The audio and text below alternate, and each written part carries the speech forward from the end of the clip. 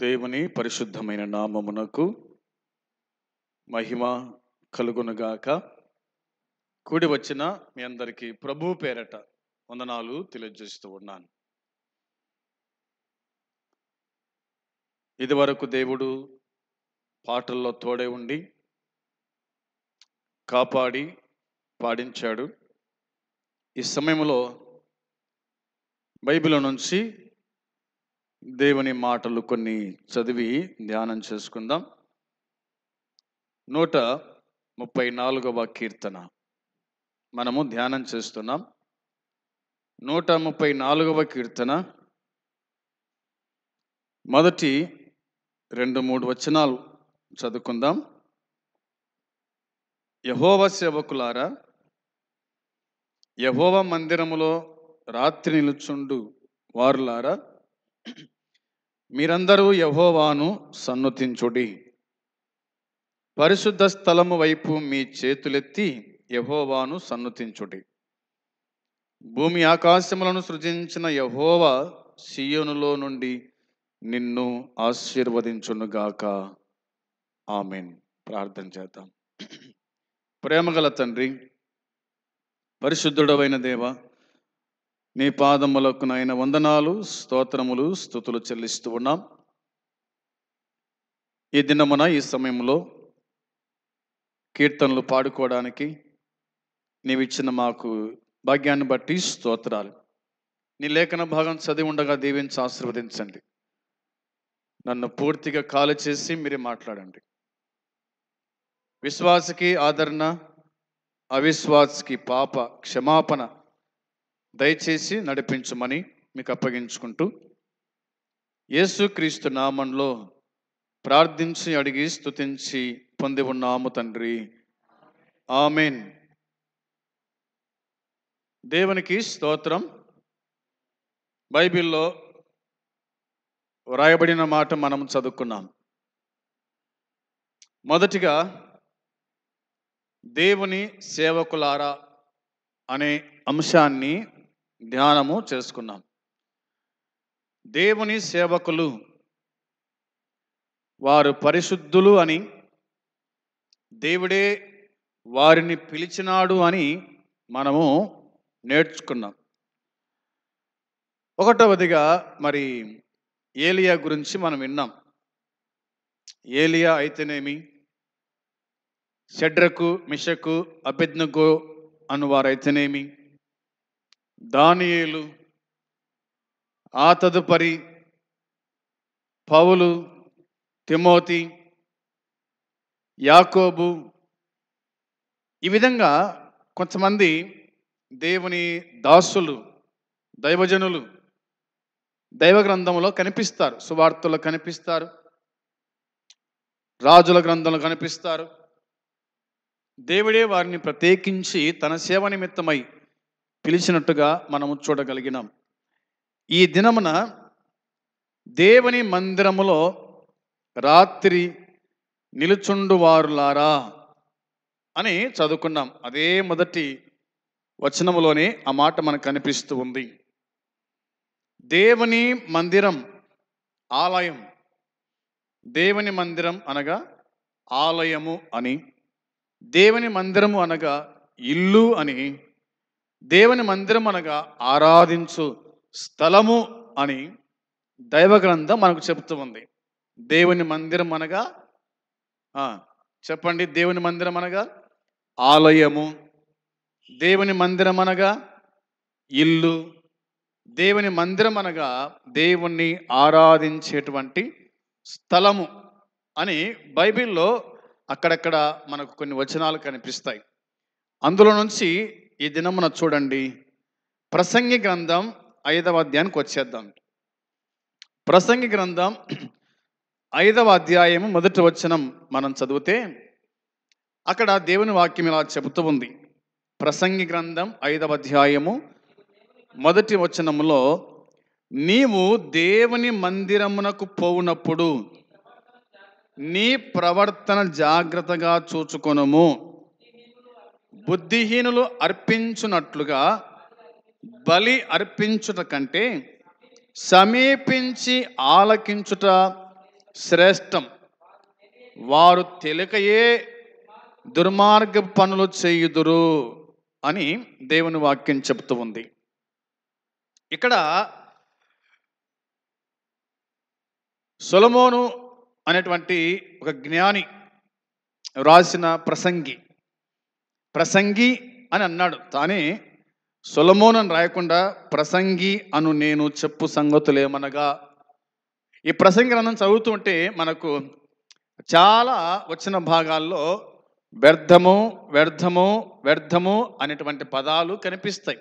అంటే ప్రసంగి అన్నీ అనుభవించి వ్రాసినటువంటి ఈ ప్రసంగి గ్రంథం అన్నది మనము గుర్తుంచుకోవాలి. కాబట్టి ఇక్కడ దేవుని వాక్యం చెప్తున్న మాట ఏమిటి అనగా, నీవు దేవుని మందిరమునకు పోవునప్పుడు అనే మాట ఉంది. నీవు దేవుని మందిరానికి పోయేటప్పుడు నీ ప్రవర్తన జాగ్రత్తగా చూచుకొనుము అనే మాట ఉంది. దేవుని మందిరము ఆలయము అని చెప్పుకున్నాం, దేవుని మందిరము ఇల్లు అని చెప్పుకున్నాం, దేవుని మందిరము దేవుణ్ణి ఆరాధించే స్థలం అని చెప్పుకున్నాం.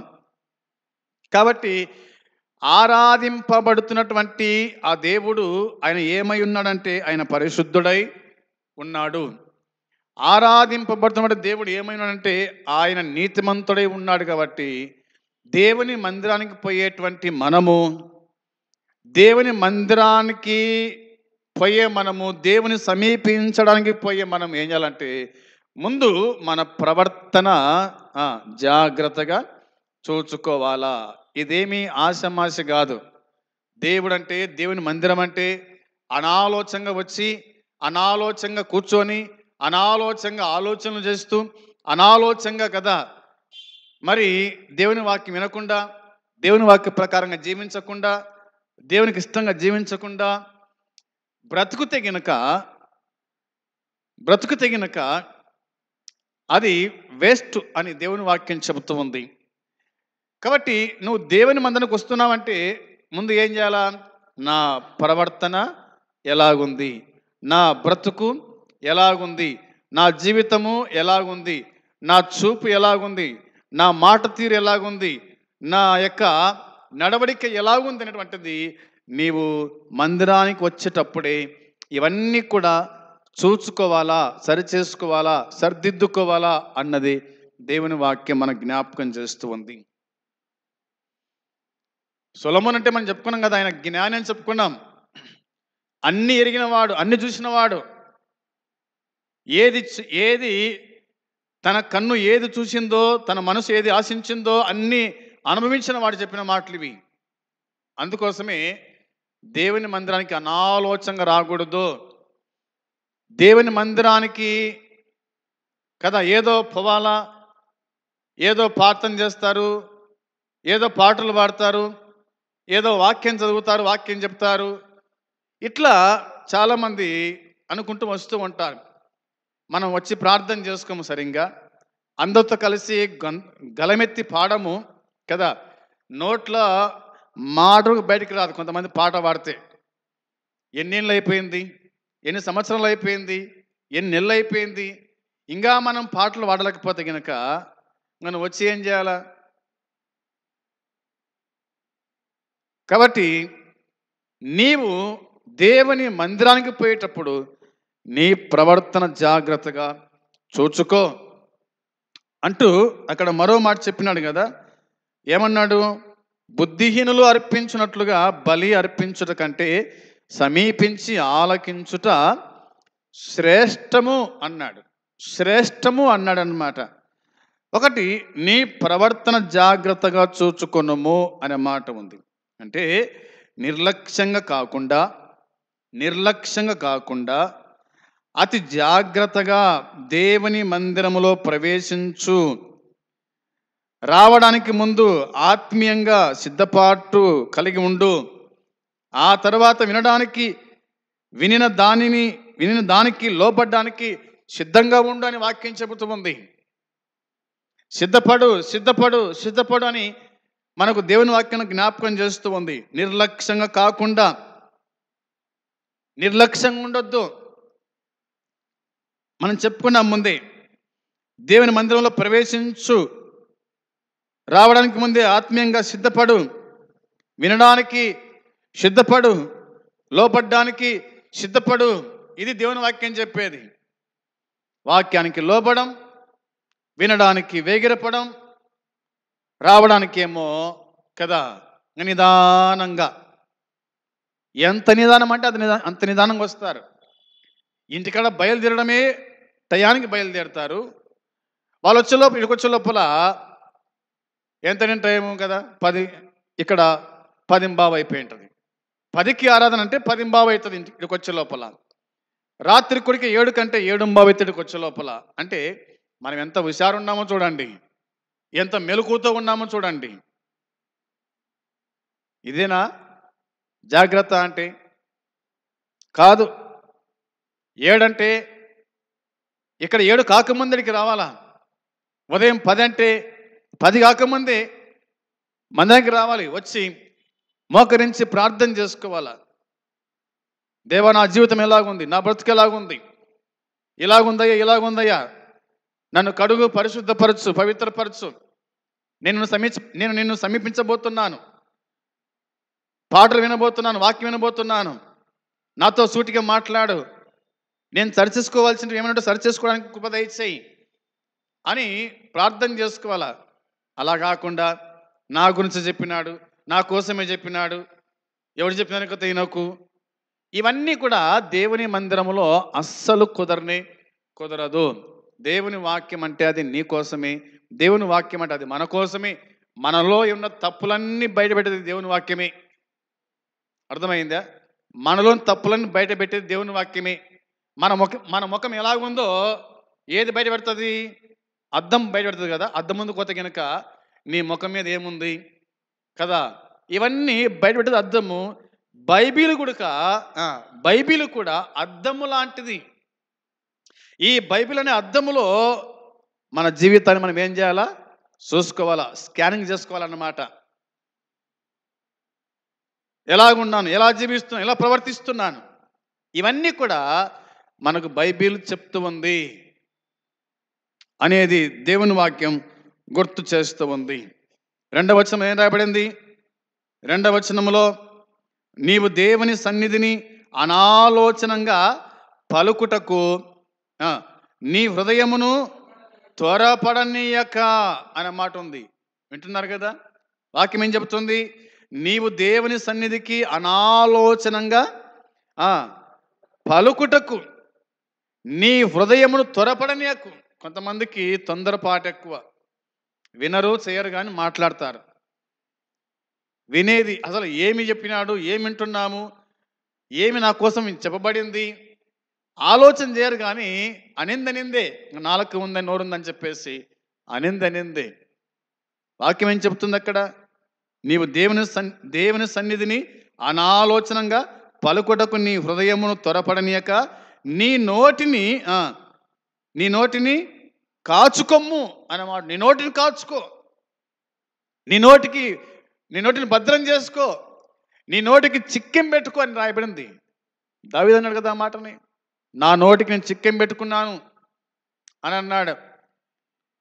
అనాలోచనంగా తికతిక ఆలోచనలతో కదా, నాలుక ఉందని నోరుందని మాట్లాడడం ఏమాత్రం బాగుండదు. దేవుని వాక్యం చెబుతుంది, విస్తరించి మాట్లాడటం వలన ఆ మాటలో దోషం ఉండక మానదు అని దేవుని వాక్యం గుర్తు చేస్తూ ఉంది. అందుకోసమే జాగ్రత్త అన్నది వాక్యం చెబుతూ ఉంది. ఇంకేముందంటే బైబిల్లో, దేవుడు ఆకాశమందున్నాడు, నీవు భూమి మీద ఉన్నావు, కావున నీ మాటలు కొద్దిగా ఉండవలెను. నీ మాటలు కొద్దిగా ఉండాలి. ఎందుకోసం అంటే దేవుడు ఆకాశమందున్నాడు, నువ్వేమో భూమి మీద ఉన్నావు కాబట్టి నీ మాటలు కొద్దిగా ఉండాలి. మాట్లాడడానికి నిదానించి మాట్లాడండి అని ఉంది. వినడానికి వేగిరపడాలి. మాట్లాడే విషయం నిదానంగా మాట్లాడు, నిదానించి మాట్లాడు. అది దేవుని వాక్యం చెప్తున్న మాట. వచనం 3, విస్తారమైన పని పాటల వలన స్వప్నం పుట్టును, పెక్కు మాటలు పలుకువాడు బుద్ధిహీనుడగును అనే మాట ఉంది. పెక్కు మాటలు పలుకువాడు ఏమవుతాడంట? బుద్ధిహీనుడు అవుతాడంట. దండిగా పలికితే, దండిగా మాట్లాడుతాను కాదు, బుద్ధిహీనుడే, బుద్ధిగలవాడు కాదు అని వాక్యం చెప్తున్నమాట. 4వ వచనం, నీవు దేవునికి మొక్కుబడి చేసుకుని ఎడల దానిని చెల్లించుటకు ఆలస్యము చెయ్యాకు అని వాక్యం చెబుతుంది. నువ్వు మొక్కుబడి చేసుకున్నావు, దేవునికి ఇవ్వాలని, సేవకులకు ఇవ్వాలని మొక్కుబడి చేసుకున్నావు, ఆలోచన చేయకూడదు అంట. దీన్ని ఆలోచన చేయకూడదు. నీకు ఎప్పుడు నీకాడ అమౌంట్ ఉంటే అప్పుడు ఇచ్చేయాలంతే. మొక్కుబడి చేసుకున్న వాటి ఇచ్చేయాలంతే. లేటు చేయకూడదు, నిదానంగా ఉండకూడదు. అవేం ఊరవు కదా, ఏమైనా ఊరుతాయా మన జోయిలు ఉంటే కనుక. కాబట్టి వాక్యం చెప్తున్న మాట జాగ్రత్తగా మనం ఆలోచించుదాం. ఆలస్యము చేయక అనే మాట వ్రాయబడింది. తర్వాత మాట ఏంది? బుద్ధిహీనుల యందు ఆయనకి ఇష్టము లేదంట. ఇలాంటి వారంటే ఇష్టం లేదు అని వాక్యం చెబుతుంది. 5వ వచనంలో, నీవు మొక్కుకొని దాన్ని చెల్లించుము, నీవు మొక్కుకొని చెల్లింపకునుట కంటే మొక్కుకొనకుండుటయే మేలు. నీ దేహమును శిక్షకు లోబర్చునంత పని నీ నోటి వలన జరుగనీయకుము అన్నాడు. అర్థమైందా? 6వ వచనంలో, నీ దేహమును శిక్షకు లోబర్చునంత పని నీ నోటి వలన జరగనీయకుము అన్న మాట ఉంది. నీ దేహానికి దెబ్బలు పడుతున్నాయంటే దానికి కారణం ఏంది? నీ నోరే. మాట్లాడతావు, ఇష్టానుసారంగా మాట్లాడతావు, దెబ్బలు తింటుంది నీ ఈపు. అర్థమైందా? నాలుక మాట్లాడి లోపల కూర్చుంటే దెబ్బలు పడదేమో ఈపు కదా. అందుకోసమే జాగ్రత్త అనే వాక్యము మనకు గుర్తు చేస్తూ ఉంది. అది పొరపాటు చేత జరిగినని దూత ఎదుట చెప్పకము, నీ మాటల వలన దేవునికి కోపము పుట్టించి నీ వేళ నీ కష్టమును వ్యర్థపరుచుకుంటావు అనే మాట రాయబడింది. నీ మాటల వలన దేవునికి కోపము రేగుతుందంట. చూడండి, మనం మాట్లాడే మాటలు దేవుని కోపాన్ని రేపుతాయి. మనం మాట్లాడే మాటలే మన భర్త కానీ మన భార్య కానీ కోపాన్ని రేపుతాయి. అందుకోసమే జాగ్రత్త అన్నది దేవుని వాక్యం మనకు గుర్తు చేస్తూ ఉంది. విశేషించి మనం గ్రహించవలసిన మాట నట్టే, నీవు నీ దేవుని మందిరానికి పోయేటప్పుడు నీ ప్రవర్తన జాగ్రత్తగా చూసుకో. అది దేవుని మందిరం, దేవుడు ఉండే స్థలం, దేవుని మాటలు వినబడతాయి, పాటలు వినబడతాయి. కాబట్టి జాగ్రత్త అని దేవుని వాక్యంలో మనం చూస్తూ ఉన్నాం. చూడండి ఇంకా వాక్యం చెప్తున్న మాట. యెషయా గ్రంథం 2వ అధ్యాయం 3వ వచనంలో, యెషయా గ్రంథం 2వ అధ్యాయము 3వ వచనము మనము చూడగా దేవుని వాక్యం మనకి ఇలాగా చెబుతుంది. ఆ మాట చదువుతారా? 2వ అధ్యాయం 3వ వచనంలో, ఆ కాలమున సియోనులో నుండి ధర్మశాస్త్రము యెరూషలేములో నుండి యెహోవాకు బయలు వెళ్ళెను. జనములు గుంపులు గుంపులుగా వచ్చి యాకోబు దేవుని మందిరమునకు యెహోవా పర్వతమునకు మనము వెళ్ళుదము రండి, ఆయన తన మార్గముల విషయమై మనకు బోధించును, మనము ఆయన త్రోవలలో నడుతము అని చెప్పుకొందురు. చాలు, వాక్యం చెప్తున్న మాట చూడండి. బైబిల్లో రాయబడిన మాట ప్రకారం ఆలోచన చేస్తే, ఆ కాలమున సీయోనులో నుండి ధర్మశాస్త్రము యెరూషలేము నుండి యెహోవా వాక్కు బయలు వెళ్ళిందంట. దేవుని వాక్కు బయలు వెళుతూ ఉంది. ధర్మశాస్త్రం ఉంది, మందిరంలో ధర్మశాస్త్రం, మందిరంలో దేవుని వాక్యం ఉంది. జనములు గుంపులు గుంపులుగా వచ్చి యాకోబు దేవుని మందిరమునకు యెహోవా పర్వతమునకు మనం వెళుదాము రండి. ఎందుకు వెళ్ళాలా మందిరానికి అంటే, ఆయన తన మార్గముల విషయమే మనకు బోధిస్తాడు. దేవుని మందిరానికి వెళ్తే ఆయన తన మార్గముల గురించి మనకు బోధిస్తాడు. ఆయన మార్గం, ఆయన సత్యం, ఆయన జీవం. నేనే మార్గమును అన్నాడు పరలోకానికి. ఇలా వెళ్ళు, గమ్యం చేరుతావు అంటారు చూడండి. కాబట్టి ఆయన తన మార్గముల విషయమై మనకు బోధిస్తాడు మందిరంలో. రెండవదిగా ఆయన తన త్రోవలలో నడుతము అని చెప్పుకొందురు. ఆయన బోధించినప్పుడు మనం ఏం చేయాలా? ఆ వాక్య ప్రకారంగా మనము నడుచుకోవాలి. ఆయన త్రోవల్లో వెళ్ళాలి. ఆయన ఏ త్రోవలో వెళ్తాడో మనం కూడా అదే త్రోవలో వెళ్ళాలా అన్నది దేవుని వాక్యం గుర్తు చేస్తూ ఉంది. రండి, యెషయా గ్రంథం 56 7వ వచనం, 56వ అధ్యాయము 7వ వచనాన్ని మనము చూడగా దేవుని వాక్యం మనకి ఇలాగ చెబుతుంది. 56:7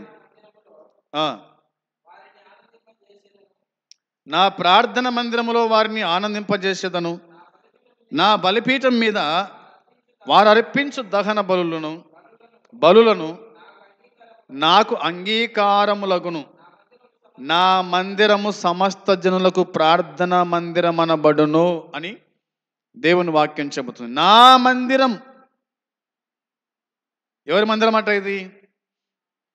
యేసు ప్రభు అన్నాడు, నా మందిరం సమస్త జనులకు ప్రార్థన మందిరము అనబడుతుంది. అందుకని యెషయా ప్రవక్త ఇట్లా పలికాడు, నా ప్రార్థనా మందిరములో వారిని ఆనందింపజేసేదను అన్నాడు. ఎక్కడ ఆనందం ఉందంట? ఎక్కడ సంతోషం ఉంది? ప్రార్థన మందిరములో. నా ప్రార్థన మందిరం అన్నాడు ప్రభు. నా ప్రార్థన మందిరములో వారిని ఆనందింపజేసేదను. ఆనందము, సంతోషము, సమాధానము అన్నీ కూడా దేవుని మందిరములో ఉన్నాయి. దేవుని మందిరములో ఉన్నాయి. దుఃఖంతో ఉన్నావా? బాధల్లో ఉన్నావా? ఇబ్బందుల్లో ఉన్నావా? కష్టాల్లో ఉన్నావా?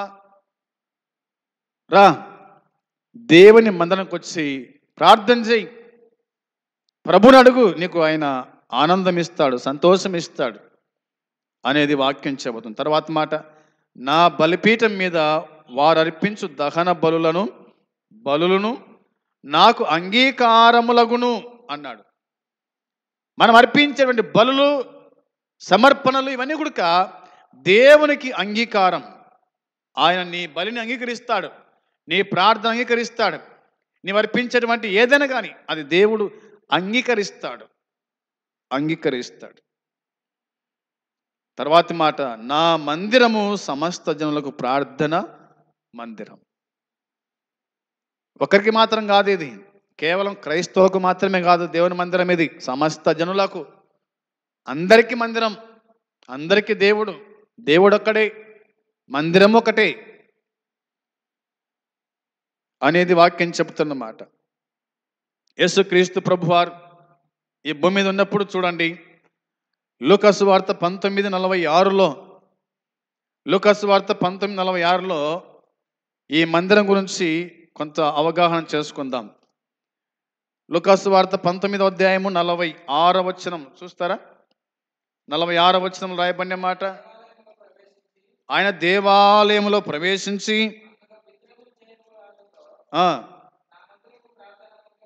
నా మందిరము ప్రార్థనా మందిరమని వ్రాయబడి ఉన్నది, అయితే మీరు దానిని దొంగల గృహగా చేసిరని చెప్పి వారిని వెళ్ళగొట్టనారంభించను అనే మాట కనిపిస్తుంది. యేసుక్రీస్తు ప్రభు వారి భూమి మీద ఉన్నప్పుడు ఆయన మందిరానికి పోయినాడు. ఆయన దేవాలయంలో ప్రవేశించి అన్నమాట ఉంది. దేవాలయంలో ప్రవేశించాడు. దేవుని ఆలయం, దేవాలయము దేవుని ఆలయం. నీ హృదయమే దేవుని ఆలయం. అయితే నీ హృదయాన్ని ఎలా ఉంచుకోవాలా? నీ హృదయంలో ఏమున్నాయి అవే ఇక్కడ చెప్పినాడు దేవుడు. యేసుప్రభు అన్నాడు, ఏమన్నాడు? ప్రవేశించి అందులో విక్రయము చేయువారితో, అందులో విక్రయము చేయువారితో అంటే వ్యాపారం చేసేవారితో. వ్యాపారం చేసే వాళ్ళు ఉన్నారు మందిరంలో, అవునా? కోళ్ళ వ్యాపారము, గుడ్ల వ్యాపారము, ధాన్యం వ్యాపారము. ఎక్కడ చేయాల వ్యాపారము? వ్యాపారం అంటే ఎక్కడనో కదా, ఊర్లోనో సెంటర్లోనో వ్యాపారపు స్థలాలు ఉంటాయి కదా, అక్కడ చేయాల వ్యాపారం. కానీ దేవుని మందిరంలో వ్యాపారం చేయటం ఏమిటి? దేవుని మందిరంలో బేరమాటం ఏమిటి? దేవుని మందిరంలో అమ్మటం ఏంది? నా మందిరము ప్రార్థనా మందిరం అని రాయబడి ఉన్నది కదా, అయితే మీరు దానిని దొంగల గుహగా చేసితిరి అని చెప్పి వారిని వెళ్ళగొట్ట ఆరంభించినాడు. 47వ వచనంలో ఆయన ప్రతిదినము దేవాలయములో బోధించుచున్నప్పుడు ప్రధాన యాజకులు, శాస్త్రులు, ప్రజల్లో ప్రధానులు ఆయనను నాశనము చేయజూచుచుండిరి గాని ప్రజలందరూ ఆయన వాక్యమును వినుటకు ఆయన హత్తుకొని ఉండిరి గనుక ఏమి చేయవలెనో వారికి తోచలేదు. దేవుని వాక్యం బోధిస్తున్నాడు ప్రభు. మంచి మాటలు చెప్తే చాలా మందికి ఇష్టము ఉండదు. ఉన్న మాట అంటే ఉండూరు అచ్చువాటు రాదంట. ఉన్న మాట అంటే ఉండడు అచ్చువాటు రాదు. ఉన్న మాట చెప్తే కనుక మనకు బతి కుదరదు. యథార్థంగా మాడితే కుదరదు. బాగా మెచ్చుకోవాలా, వాళ్ళ వాడినావన్నా, వాళ్ళ చెప్పినావన్నా, వాళ్ళ చేసినావన్నా అంటే అయిపోయంగా ఉబ్బుతుంది. ఇంకా ఇలా చేయకూడదు, ఇది తప్పు అని అంటే అయిపోయా, మూతి ముడుచుకుంటాం, ఇంటికి వెళ్ళిపోతాం. అది కాదు దేవుని వాక్యం చెప్పేది. జాగ్రత్త, దాన్ని దొంగల గుహ చేయకూడదు. దేవుని మందిరాన్ని, దేవుని ఆలయం పరిశుద్ధమైంది, దేవుని ఆలయం పవిత్రమైంది. కాబట్టి యేసుక్రీస్తు ప్రభువు వారు ఖండించడం, వాళ్ళని వెళ్ళగొట్టినట్టుగా దేవుని వాక్యం చెబుతోంది. మార్క్సు వార్త 11:15లో ఏం రాయబడి చూడండి. మార్క్సు వార్త 11వ అధ్యాయం 15 నుంచి 17 వరకు చదివితే ఆ మాట కనిపిస్తాయి. వారు యెరూషలేమునకు వచ్చినప్పుడు ఆయన దేవాలయంలో ప్రవేశించి దేవాలయంలో క్రయ విక్రయములు చేయి వారిని వెళ్ళగొట్టనారంభించి రూకలు మార్చు వారి బలలను, గువ్వలమ్ము వారి పీఠములను పడద్రోశాడు. దేవాలయము గుండా ఏ పాత్రైనను ఎవరిని తేనీయకుండెను. మరియు ఆయన బోధించుచు నా మందిరము సమస్తమైన అన్యజనులకు ప్రార్థన మందిరం అనబడునని రాయబడలేదా? అయితే మీరు దాని దొంగల గుహగా చేసిరని చెప్పాను అన్నమాటని. ఆయన ఆలయంలో ప్రవేశించనమాట. ఆయన ఆలయంలో ప్రవేశించాడు అనేది ప్రార్థన మందిరం అని. ఆధ్యాత్మిక భక్తితో ప్రార్థన ఆరాధన ద్వారా దేవుని సమీపించాలని వచ్చేవారికి అది పవిత్రమైన స్థలమని క్రీస్తు స్పష్టం చేసినట్టుగా దేవుని వాక్యం గుర్తు చేస్తుంది. అది ప్రార్థన మందిరం అయ్యా. భక్తితో ప్రార్థన, ఆరాధన, దేవుని సమీపించడం. మందిరం అంటే ఏమనుకుంటున్నారు? ఆసమాస అనుకుంటున్నారా? మందిరం అనగా భక్తితో, భయముతో ప్రార్థన చేయాలా, ఆరాధించాలా, ఆయన మనం సమీపించేవారుగా ఉండాలి. సమీపించుట మందిరం అంటే, దేవుని సమీపించుట, దేవుని వద్దకు వచ్చుట అన్నది దేవుని వాక్యం మనకు జ్ఞాపకం చేస్తుంది. నా మందిరము అన్నాడు. దేవాలయము అనేది ప్రార్థన మందిరం అని వాక్యం మనకు గుర్తు చేస్తూ ఉంది. ప్రార్థన మందిరం, దేవుని మందిరం అనేది వాక్యం చెబుతుంది. అలాంటి స్థలాన్ని సాంఘిక కాలక్షేపాలకు, ధన సంపాదనకు, వినోదాలకు, మరి డబ్బులు మార్చుకోవడానికి అలవాటు చేసినట్టుగా మనం చూస్తాం. అందుకోసమే ప్రభు అన్నాడు, దేవాలయాన్ని ఈ మనుషులు దేవాలయాన్ని ఇలాంటి పనులకు వినియోగిస్తే అది వేరొకసారి కదా, మరొకరి దొంగల గుహగా అది మారుతూ ఉంది. అది. అందుకోసమే జాగ్రత్తగా దేవుని మందిరం అంటే అది పరిశుద్ధమైన మందిరం అని గుర్తించుకోవాలని దేవుని వాక్యం గుర్తు చేస్తుంది. మరో మాట చూడండి. ఈ మాట చూసి మనం ముగించుకుందాం. యోహాను సువార్త 2వ అధ్యాయము 16వ వచనములో రాయబడిన మాట చదువుదాం. 2వ అధ్యాయము యోహాను సువార్త 16వ వచనం. పావురములు అమ్మవారితో వీటిని ఇక్కడ నుండి తీసుకొని పోండి, నా తండ్రి ఇల్లు వ్యాపారపు ఇల్లుగా చేయకూడదని చెప్పాను. నా తండ్రి ఇల్లు అన్నాడు. ఒకటి దేవాలయం, రెండవది ఆరాధించు స్థలం, మూడవది నా తండ్రి ఇల్లు. ఇది నా తండ్రి ఇల్లు, ఇది ఈ మందిరం నా తండ్రి ఇల్లు అన్నాడు. తండ్రి ఇల్లును ఏం చేశారంట వాళ్ళు? వ్యాపారపు ఇల్లుగా చేశారు. ఎంత ఘోరం!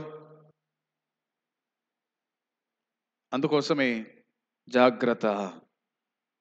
దేవుని మందిరం, దేవుని ఇల్లు, నీ హృదయమే దేవుని ఆలయం, నీ హృదయమే దేవుని ఇల్లు.